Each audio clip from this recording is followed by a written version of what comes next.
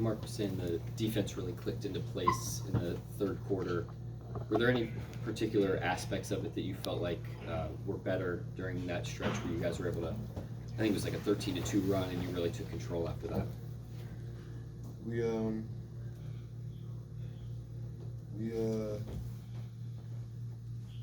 made them play like we call it Plan B.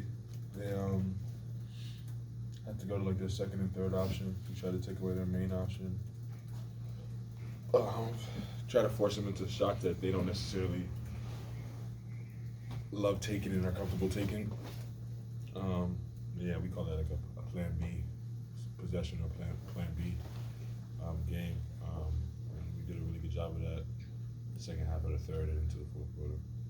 He was also saying you were either off it immediately or on the gas if you felt like you had the matchup and mismatch. I mean, is that at this point for you totally instant when you got maybe a minus defender on you to just go versus if you see something that makes you feel like you got to get off the ball? Yeah, we're successful offensively when all of us, not just myself, are aggressive within matchups and moving the ball early and often. Those two things are like identity, I guess you can say, especially for the ball handlers of the group.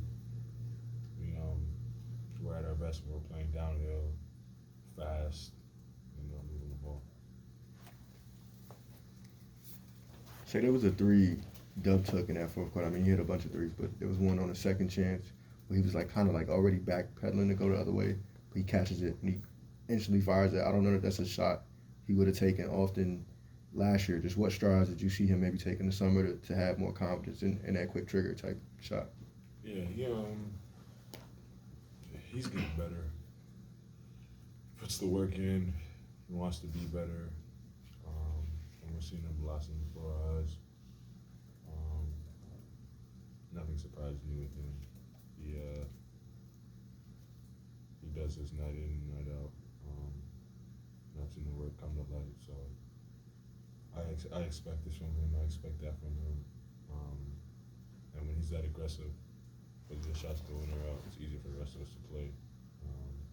Obviously, with the gravity he has and the talent that he has, we need him in that mode 24/7. And Mark was in here saying that among bigs, that Isaiah is the best screener he's ever coached. He did mention you as the other non-big guy to be in that conversation. But is Isaiah the best screener you've ever played with? Yeah, I would say so. What I've come to understand as a screener is that if you screen really well, you'll get yourself open. And Isaiah has that like down to a T. Like he understands like angles, and he understands timing. He understands when exactly to screen to get me so open that his guy has to react so much to me that he now becomes open. And yeah, he has screening figured out for sure. And then obviously his size helps. He's massive, and he makes the game easier for the rest of us because of it. Do you remember when you heard he was an option this summer to add? What was kind of your initial reaction to that? Well, to be honest with you, I was watching the playoffs, and I am aware of contract situations in the league, so I kind of knew as he was playing. And then once I saw the Knicks make all those moves in the summertime without him involved, I was kind of like, But yeah, he definitely proved himself in that playoff run and towards the end of the season last year. He was big in their success, and will be a huge part in our success going forward. Did you make any calls, or were you at all, motivating the front office to get it done, considering what he kind of adds to you guys? No, I leave the front office stuff to Sam. I trust him really well. And obviously, he reads minds, so I didn't have to say anything. What, besides the screening, which obviously you're talking about, so what is he adding to you guys? Yeah, offensive rebounding, defensive rebounding. Size in general. A lot of times we found ourselves like doubling the post just because we're undersized. You don't have to as much anymore.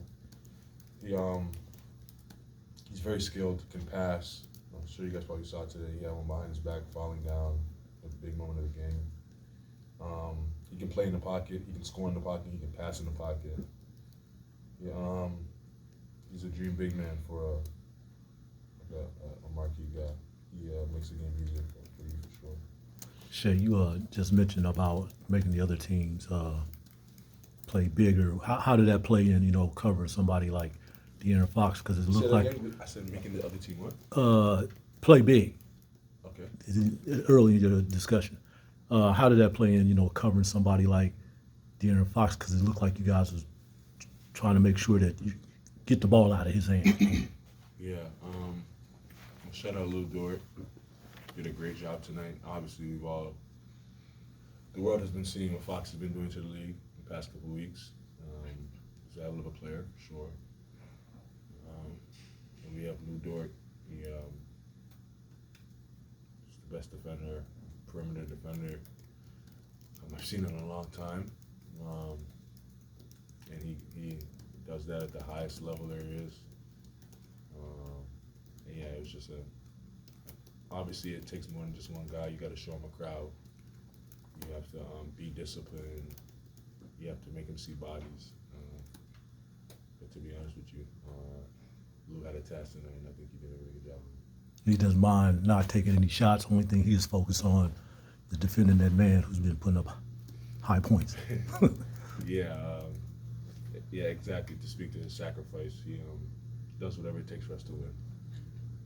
Some nights that'll look like 15 shots for Lou. Some nights that'll look like 2 shots for Lou. But regardless, he's gonna play his role. He's gonna defend the best player. And I think we were his minutes were like plus 20 something tonight. There's no coincidence. He changes the game, affects the game at a high level. Shai, you mentioned De'Aaron Fox, but with the addition of DeMar DeRozan, how does that impact how you guys approach playing or covering the Kings backcourt, kind of this new look that they have? Not much different, to be honest. They play a certain style of basketball. It's very it's fast and it's like multiple actions. A lot of guys running around, and he just fits into the mix of that. So obviously he had a big night, but it felt like just another guy in their system. It didn't feel like we had to do anything outside of the normal to adjust to what they were doing. So I think he fits right in. It's not like it's a new element. It didn't feel like that to me.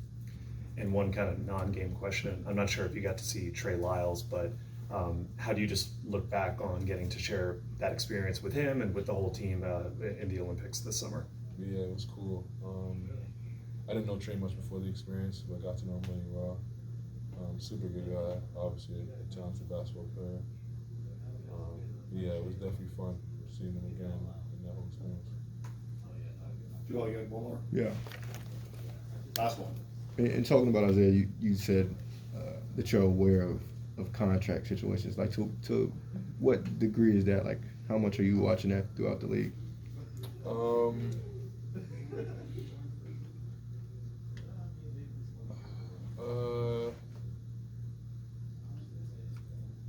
Not all the time, but I think we knew as a group, and the world kind of knew there was a hole in us as a team last year, and I think Isaiah fills that hole very well. And me just being part of the team and wanting the team to be as best as it can be, as good as it can be, I naturally just I wonder what bigs or what pieces are out there that can fill this role or this hole that we have. And like I said before, Sam did a really good job of filling it. I mean, we're better because of it. Thank you, Shai. Thanks, Shai. All right, yeah, one more. You haven't won here in a while. Does it feel good to finally be in this place for the win? Yeah, I thought about that today before the game. Like coming into this building, I can't remember the last time I won. So that's been really good to know. Of course. Right on. Thanks.